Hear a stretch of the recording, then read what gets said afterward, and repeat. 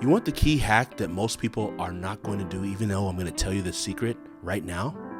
So here's what it is. A lot of people read books, which is great. A lot of people highlight notes in their books, which is great. But here's the reality. Most people do not actuate the books that they read. They just read them, and it's funny. You'll see them on the shelf. Oh, hey, Rich Dad, Poor Dad, or Think and Grow Rich. Oh, they got all the books on the shelf. But how many of them have actually read, and I'm talking to you, how many of you have actually read the books that are on your shelf, that are game-changing books? Most people don't. And I realize this, that successful people don't have to read hundreds of books. They only have to read a few books because, this is the key, they implement more than they read. I'm gonna run that back to you. They implement more than they read.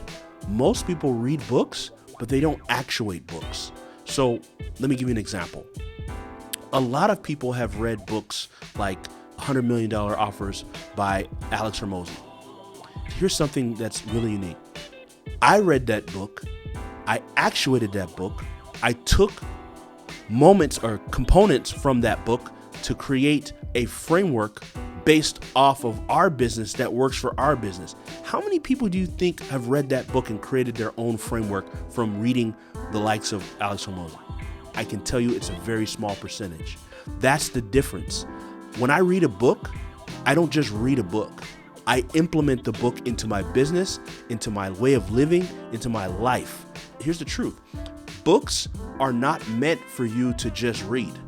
That's the lowest level of value you'll get from a book. The highest level of value you'll get from a book is actually taking your own thoughts from what you're thinking about the book and transforming it into your IP and your thoughts. Let me give you an example. I've read Alex Hormozi's book on $100 Million Offers, and we came up with the framework, the premium presentation framework, or premium pricing method, that's what it's called, that he didn't add to his. I took the next level and said, I need to add IP into every offer that we did. He talked about it in the book, but he didn't put it in the frame. And so what I did was I took the levels that he didn't finish and I put it into our own framework. And that is what we use into our business that has been able to help hundreds of our clients have success, our coaching students and our done-for-you clients. This is the model we've been able to do. So I can name book after book after book that when people would say, oh, I read that, and I can compare what I did with that book and I compare what they did with that book, and it's not the same. We're not the same when we read a book.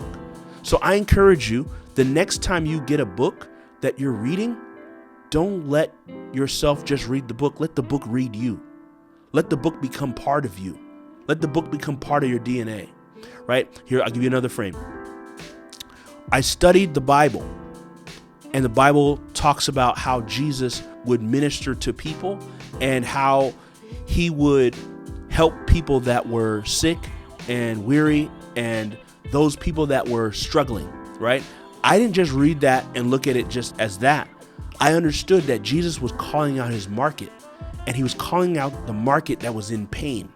And then when I saw that, the connection that he called out the market that was in pain, I watched how he provided a solution to the market that was in pain. What did he do?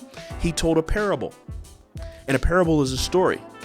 And in that story, he put a principle in it. And there you have for us, we've developed the parable presentation method. From reading the Bible in a way that I'm seeing what Jesus is doing, I'm picking up the framework that is already there, and I apply it in our business. That's how I think when I read anything that I read. Let me give you another example. When I was reading the book, Rich Dad, Poor Dad, right? I didn't just read Rich Dad, Poor Dad, if you've heard of it, with Robert Kiyosaki. I asked myself, this is going to sound harsh, who's my rich dad? Who's my poor dad? I actually have a rich dad in my life. Shout out to Ray Miller. And I started to think about how Ray Miller, who's since, and he doesn't mind me saying this, I had an interview. You can check the podcast. We have a whole interview together. I think if not $100 million business, he will be. I grew up, I call him my childhood father as well, right? So shout out to my dad and shout out to my rich dad, Ray Miller. where we would play Monopoly, right? And I watched how he would take risk in the game of Monopoly. And he always was a risk taker. I learned about risk taking from him. So back to the book, Rich Dad, Poor Dad, I observed that book, and then I took back the lessons. I started to think as a child, what were all the lessons that Ray applied in his life to make him a successful business owner? And I started to do those things. I said, Ray was a risk taker. I'm going to be more of a risk taker. Ray was never afraid to take the big investment into anything. I never am afraid to take the big investment in anything. So when I read a book, I'm not reading a book like most people are reading a book. I'm letting that book come alive. So I challenge you today. The next time you read a book, don't just read it, actuate it. Let it become part of you. Let it get inside of you. So that way it will never depart from you.